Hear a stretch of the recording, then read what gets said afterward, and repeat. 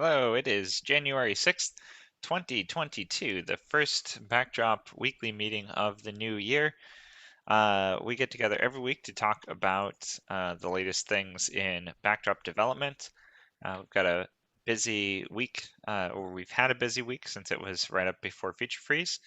And today we're going to be going through kind of the state of 1.21, where we stand, and what we have left to do before January 15th when it comes out.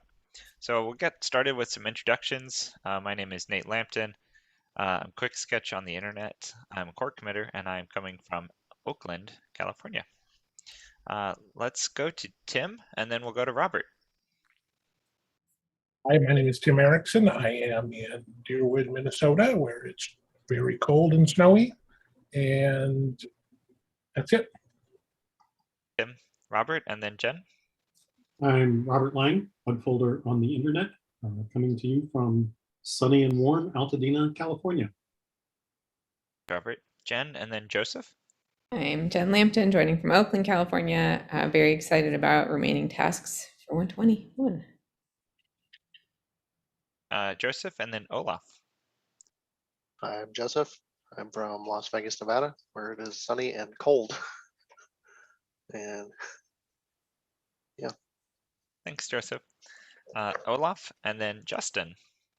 Yeah, my name is Olaf Gorienski. I'm from Hamburg in Germany, and that's it. All right, Justin, and then finally Wilbur. Mr. Christopherson in Denver, Colorado. And I help out with the infrastructure.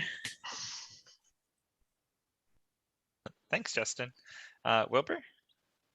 My name's Wilbur Ince. I'm from the Twin Cities of Minneapolis, St. Paul, Minnesota. And I just want to let Joseph know that he doesn't know what cold is.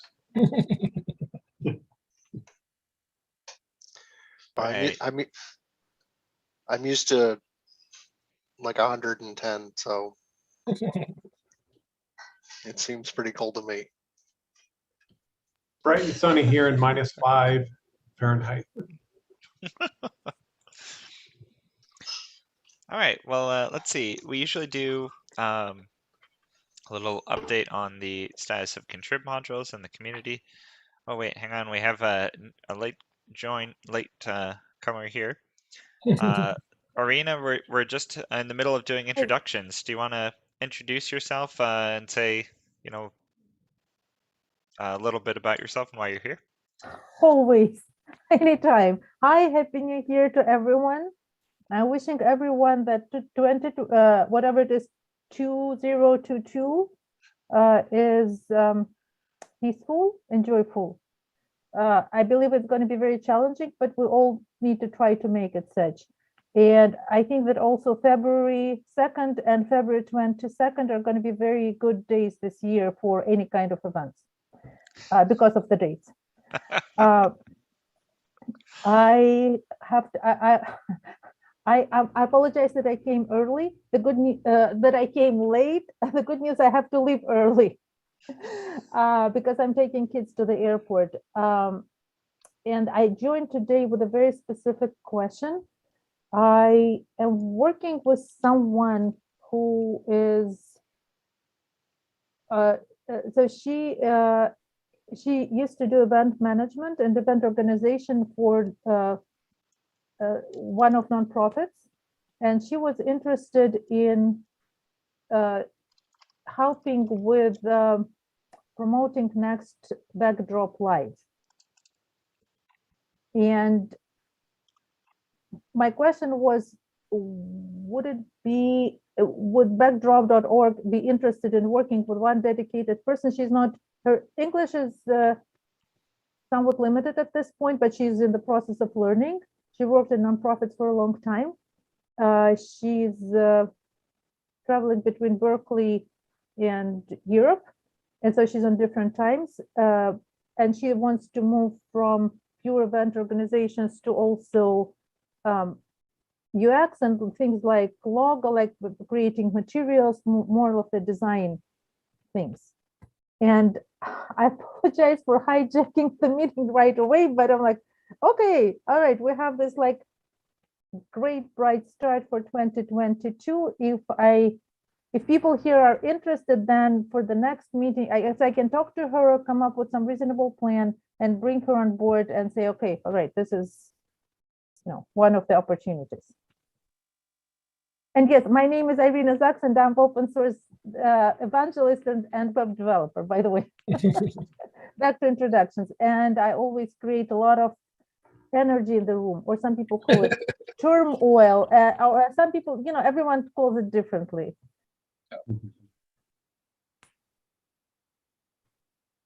I was hoping, Tim, you might be able to respond to that. Tim is our primary organizer of Backdrop Live events with a lot of assistance from Jen. So Sure.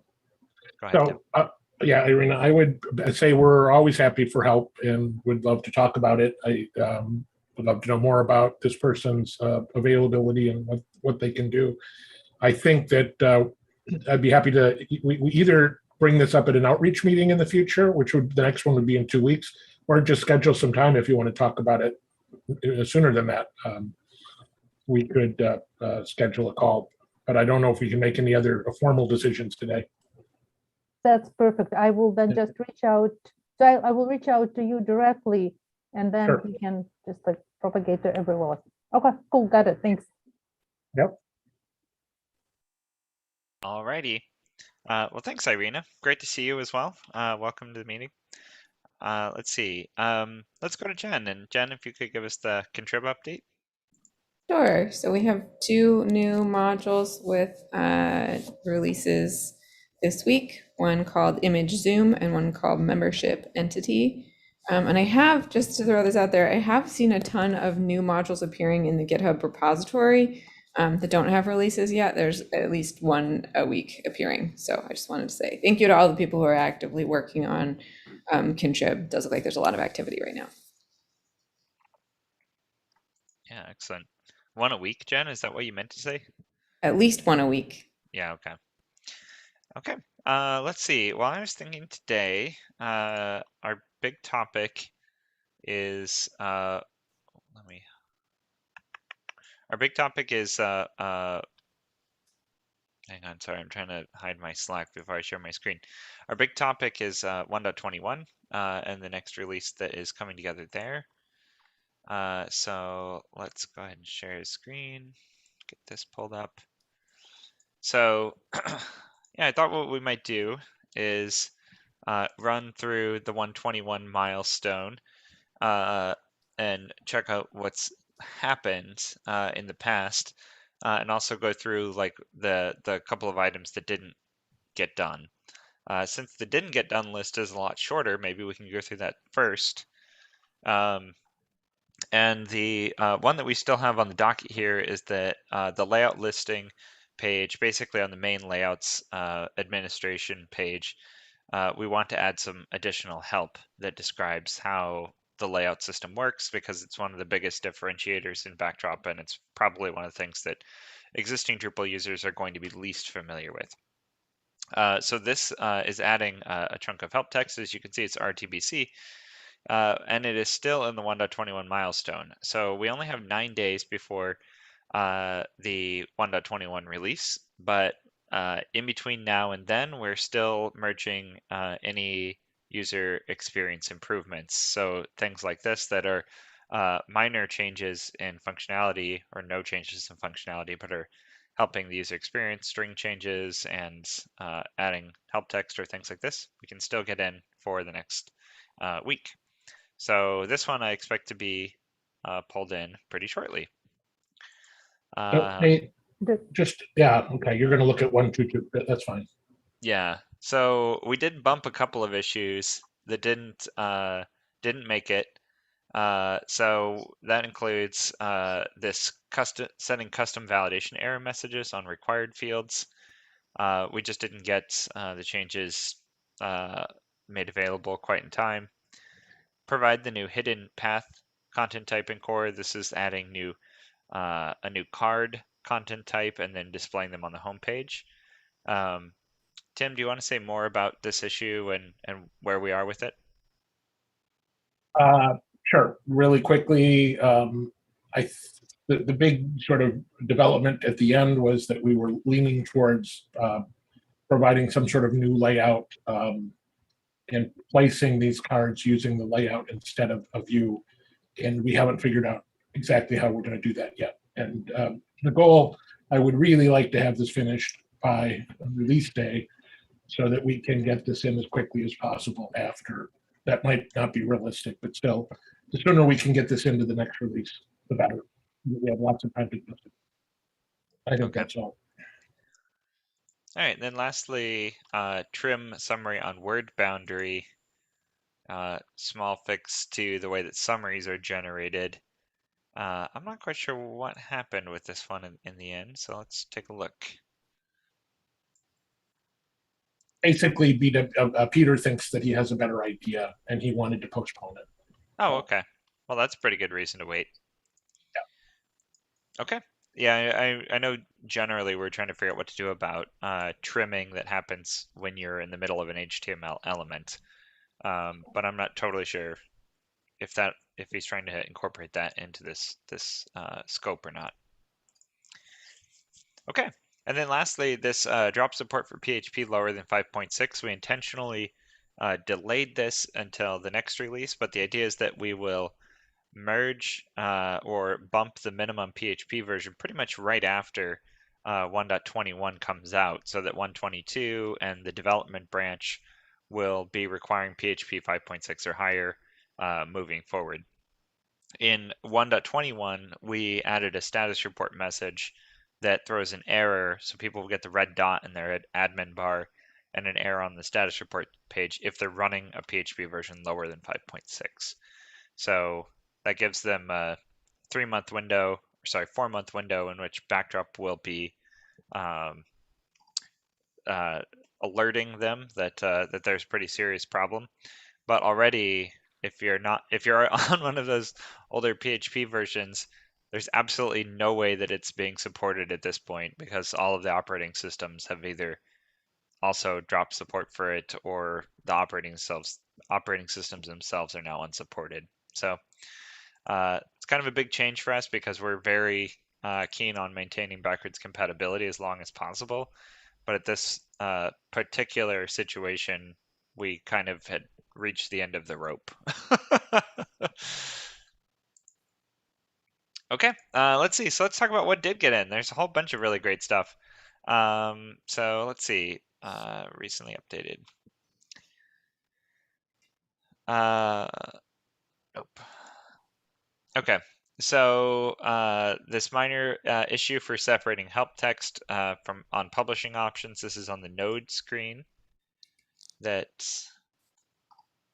when you look at the publishing options, they're just now separated into, the help text is now separated into separate items. So a real minor UX improvement. Looks a lot better than it had before, with a giant blob of text like this.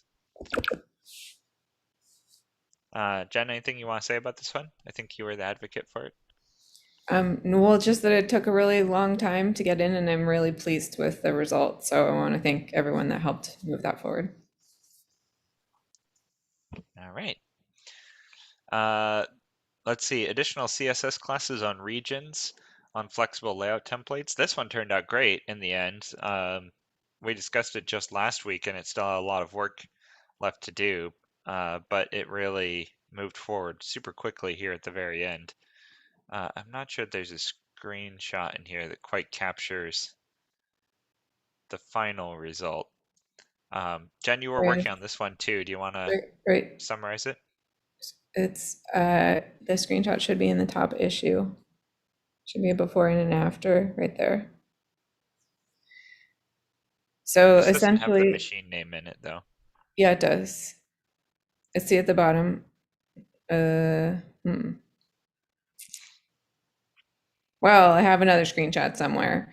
Anyway, yeah, it's a little bit of a mess visually, but the functionality is fantastic. Where basically, there used to be no way that you could individually target one region. The only classes that were on regions were the bootstrap classes, and if you had multiple regions that were the same, you'd have to use like specific pseudo selectors in order to target them. This pull request does a bunch of things. Number one, adds an automatic class so that if you don't want to use the UI to add another one, you've got one there you can use. Number two, it provides you a user interface that allows you to add one or more additional classes. And this is really useful if you're using the Bootstrap grid system and you want to add classes for different breakpoints. So right now, I think by default, we add the medium classes, but if you wanted to add small or large, you can add those in. And you can also add any class that's used by your theme or any other theme system to add specific styles. While doing this, we decided to change the region field from just being a plain old text field into a field with a machine name. And this gave us the ability to put the machine name for the region into our configuration files for the layout template itself, which will also make reading those files a lot easier in the future. Before, it just used sort of a random hash that was generated. So I think that this is going to create a lot of improvements in developer experience, both for people who are writing CSS for the front end and for anyone who has to take a look at those config files in the back. Yeah, I think this turned out great. I'm very, very happy with it as well. Let's see, provide a helper function to prevent a layout from wrapping around content. I'm not actually sure what this one is. This one, That's the one that's the alternative to the JavaScript callback that removed the headers. If you want to display something in a modal, it removes the layout from the outside. oh, this was ages ago. I wonder why. Oh, I see. This got updated because you just removed the label. Okay. I was like, what is this? This is merged all the way back in October. Yeah. This small one is pretty funny. Please contact, remove all instances of please contact an administrator from messaging. Small change that just went through and changed the way that these status messages are displayed, that when an error occurs, the message told you to contact the administrator, but didn't tell you how to contact the administrator. And most usually of the you time were you the were the administrator. Yeah. Yeah, that's kind of a fun little one to fix that one. Add a crop anchor point for scale and crop image effect. So crop has an anchor point that lets you crop the top left or bottom right or whatever, but scale and crop didn't have that same option, so now it does. Let's see.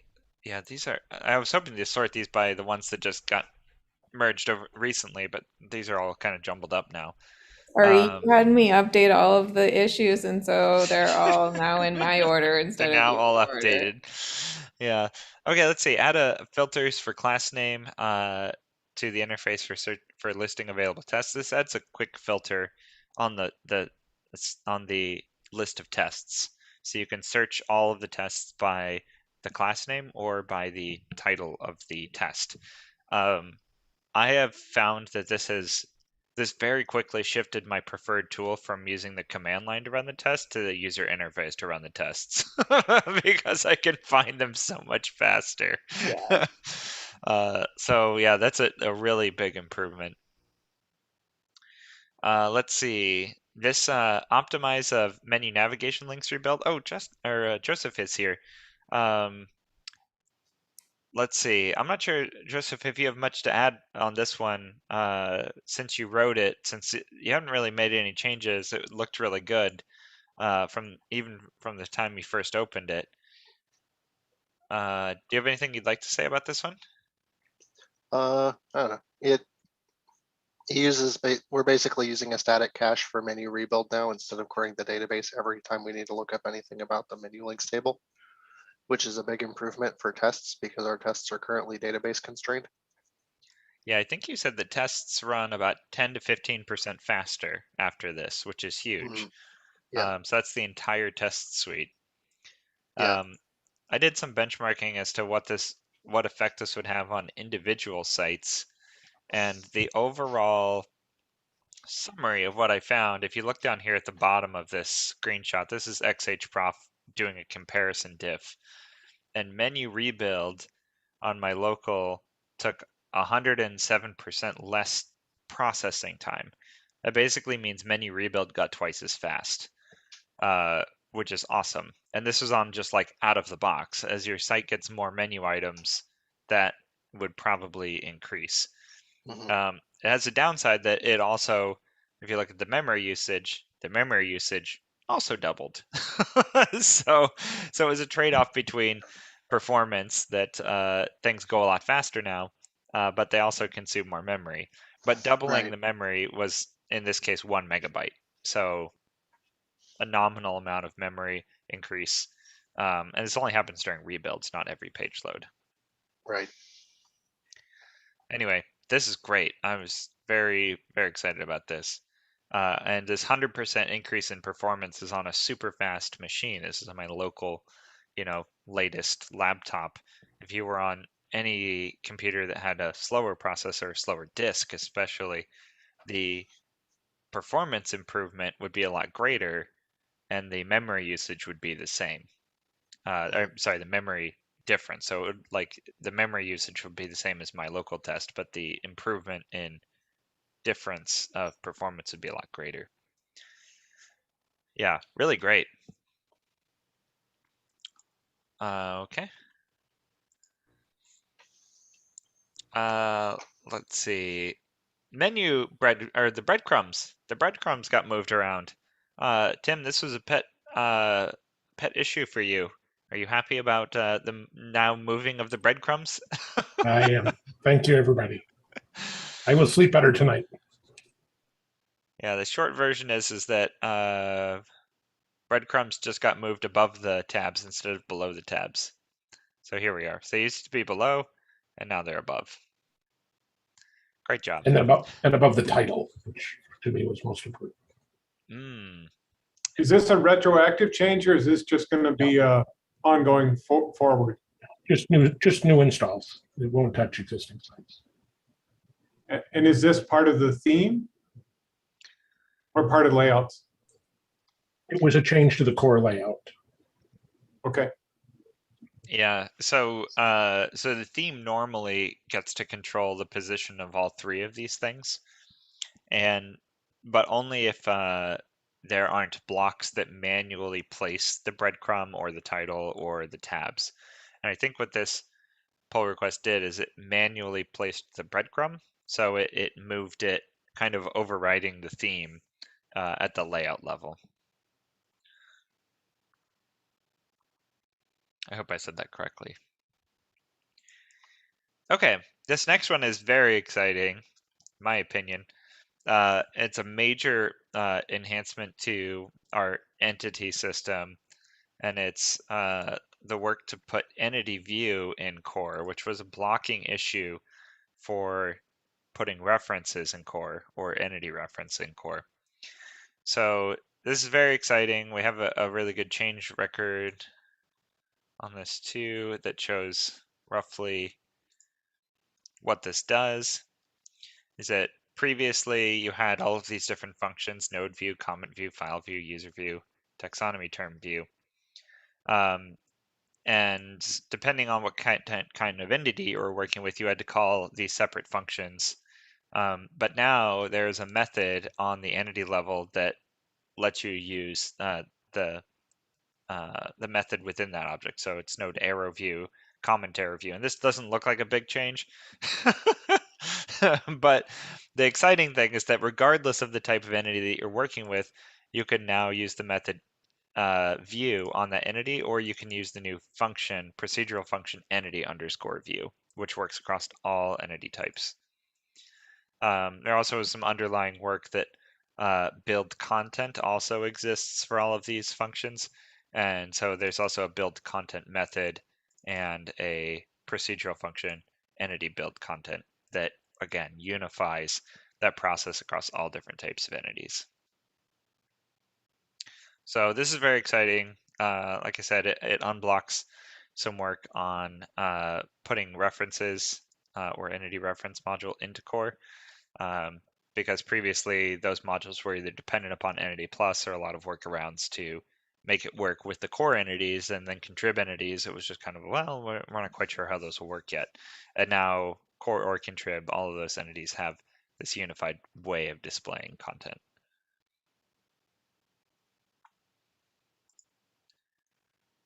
I'm very excited about that one. Let's see. We enabled telemetry module on new installs. However, an issue that we need to discuss is that we turned on telemetry module in core, but now what is happening is all of our test runs are reporting telemetry data. so if we look at our telemetry usage on backdropcms.org, you'll see an overwhelming number of sites that are running the exact same version of PHP and MySQL because they are our test boxes. So we have a follow-up issue that is to prevent that, prevent tests from reporting data back up through telemetry. Quick question, is that a core fix or is that a fix on backdrop.org? It's a core fix that we have a similar thing for simple test, that when simple test checks for updates, we check if it's in the middle of a test run, and if so, we, I think, either don't make the HTTP request or we strip the key from the update checking. And I think that that's something similar that we'll need to do here for telemetry, that we'll probably want to continue to leave telemetry module on in the test runs because that is part of the standard profile. But just if it's inside of a test run, we'll want to not make those HTTP requests that report usage back.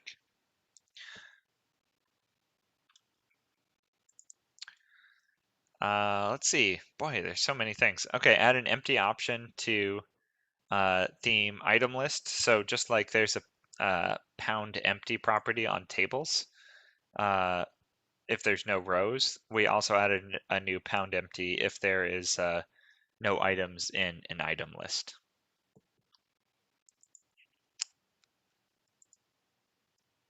That's about all I have to say about that one. Useful update. Let's see, add a negate option to the visibility condition on roles. So roles can be used to like show and hide particular blocks on a layout, or show or hide an entire, or control access to an entire layout. And this makes it so that all the conditions for roles can also be inverted. So you could say, don't allow this for anonymous users, or don't allow it for one particular role, and negate it, meaning that it would allow all of the other ones. So previously, the only option was to select all of the other ones instead. So nice flexibility option there. Let's see, we did some cleanup. We took ZenCI, the code for ZenCI, out of core, since we're all pretty well settled into using GitHub Actions now for all of our test runs and automated functionality. I think that I also removed it from the settings from the application, or settings from the repository. So ZenCI is now removed also from our account on GitHub. And we still have one follow-up that backdropcms.org still has ZenCI related code on it that we can now decommission as well.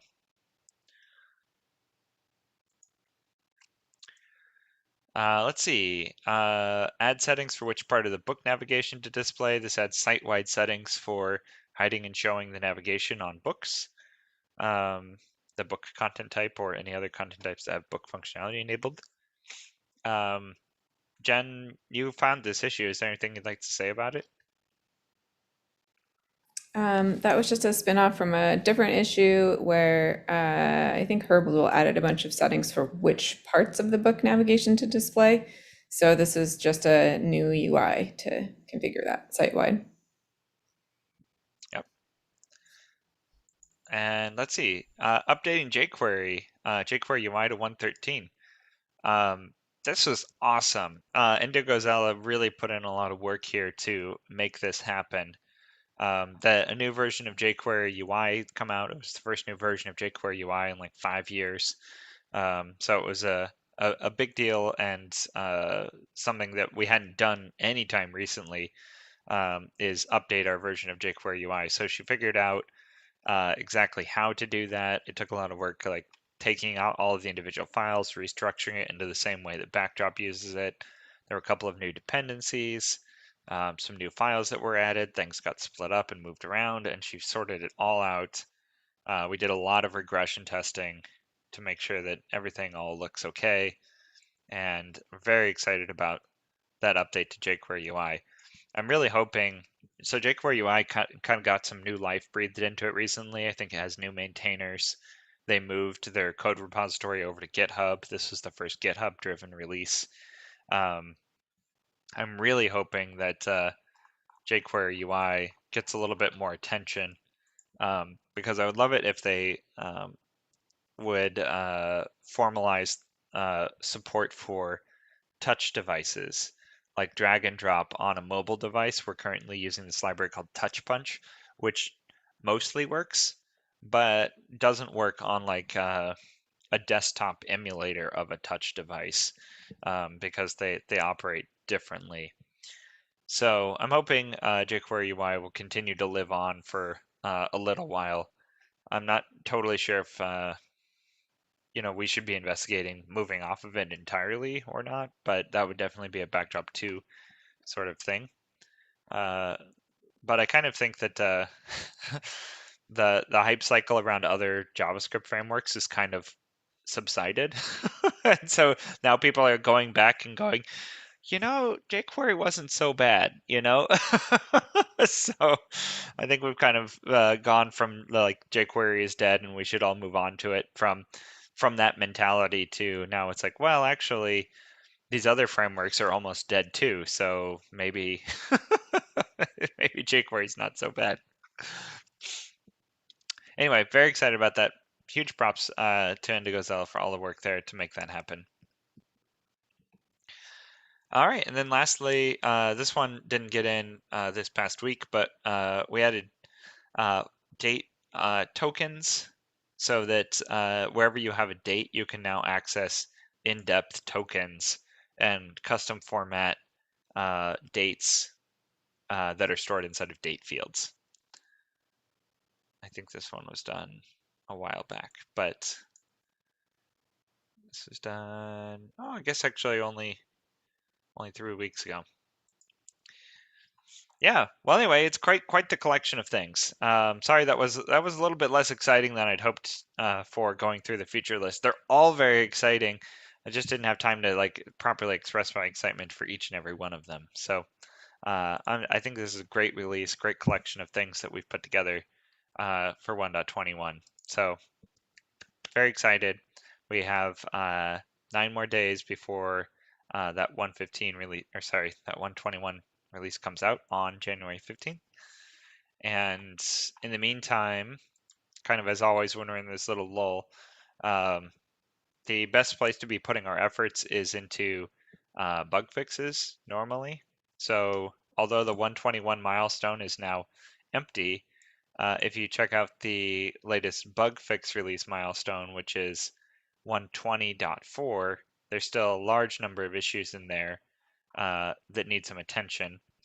And I think that speaking of things needing attention, there's also a large number of issues that are marked RTBC already. So let's see, there are currently 20 open RTBC issues, which that's a large number for us. And I think that's because our core committers were really focused on the 1.21 release issues and not all of the RTBC issues. But looks like there's a whole bunch of issues in here that we can start moving in as well in this little interim period. Okay, let's see.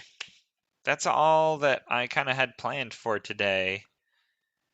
Let's see, do you guys have anything else you'd like to bring up, specific or broad? I have a question. Hi, Peter. Sure. The issue with the what's it called, the telemetry with like Tugboat and test sandboxes and stuff. You mentioned in one of the issues there that it might just be a matter of overriding something in settings.php for Tugboat. Just wonder if you can elaborate on that, so I know like what to look into, how to do that. Yeah. So for simple test, we want to stop the request from happening in the first place, and probably for Tugboat, I'm not quite sure actually. Because the only toggle that we have for telemetry is the entire module, turning it on or off. And so I guess maybe perhaps what that would mean is that when we install Backdrop on a Tugboat server, maybe we should turn telemetry off. Like just turn off the module for Tugboat. Does that seem like that would be a good approach? Yeah, so there's a bunch of commands in the Tugboat file in the core repository, and I guess I could just add something in there, just try to work out how to just disable that module. And then that should also be done. I think that it's not currently an issue for the demos, like backdrop cms.org demo sites, because that's still running the latest stable version, and this change has only just been made, but that'll eventually need to be changed too. So I think just any, as you said, any Tugboat, be they demo sandboxes or pull request sandboxes, we'll just add some code in to just disable that module on install or something like that. Mm-hmm.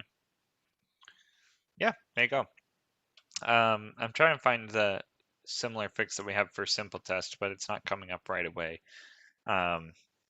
There is some, I think it's a global that if you're running a simple test, then a variable is set, and you can just check that variable and then not make the HTTP request. The other option, Peter, that we could do if we did it in settings.php is that there is a config variable for where telemetry reports its data to, and we could just point that at an empty string or something like that. And I'm not sure if that would be handled gracefully, but you could just remove the target destination from config so that it doesn't know where to report telemetry data to, and that would silence it from showing up in our reports on backdropcms.org. Okay, I think my initial thoughts is just disabling the module might be the best way to go, because that way if someone makes a pull request for a new feature and somehow telemetry needs to be tested as part of that sandbox, then they can still go into the sandbox site, enable it again. But for the most majority, I think, just disable the module, possibly. Yeah, that's a great idea. You might actually need telemetry for some reason. Interesting. Okay. Yeah, anything else from anyone? Okay. Well, that's great, I guess, in a way. Everybody's needs are being met. That's what I interpret from this. All right. Well, I have no problem having a little bit of a short meeting today. Again, I want to express my gratitude to everybody that did so much work over the holidays. Really, it seems like that's where it's happening. It's a regular pattern, I think, and I know that this happens at the end of our release cycles, that we have this flurry of activity to try to meet the deadline. And first of all, I don't think that that's a bad thing, because that's why deadlines are good, because deadlines make things happen. The flurry of activity is a very good thing. The frustrating thing that I recognize still happens is that people want that same enthusiasm to be happening the rest of the release cycle, because I know a lot of our contributors are putting in work all the time, and then it gets stuck in a review cycle and it doesn't actually get done for a long time. I'd still like to resolve that kind of frustration. But the deadlines, I think, are good. I'm really happy about the flurry of activities that we have. I do wish we could spread it out a little bit and have it be more consistent. But again, like I'm also seeing this thing where it's like activity begets more activity. That's like when people start conversing and there's progress moving forward, it doesn't just move forward the issues that were being worked on, like everything starts moving forward, just like a lot of activity on stuff that wasn't related to 1.21 was all getting done too, because I think people just were in the mindset of doing their contrib work, or they're contributing to core, and we saw not just this massive activity on 1.21, but just across the board, even in the community space, like just lots and lots of activity. So It was a really great way to close out 20.21, 2021, the year. Yeah, a great way to prepare for 1.21, the backdrop release. So thanks again to everybody out there, all of our contributors. Highly value all the time that you put into our open source project and make it better for everyone. So with that, let's close out and say see you all next week. We still have one more meeting a week from today before 1:15 comes out, which will be on a Saturday. So until then, see you guys on the internet. Thanks, everyone.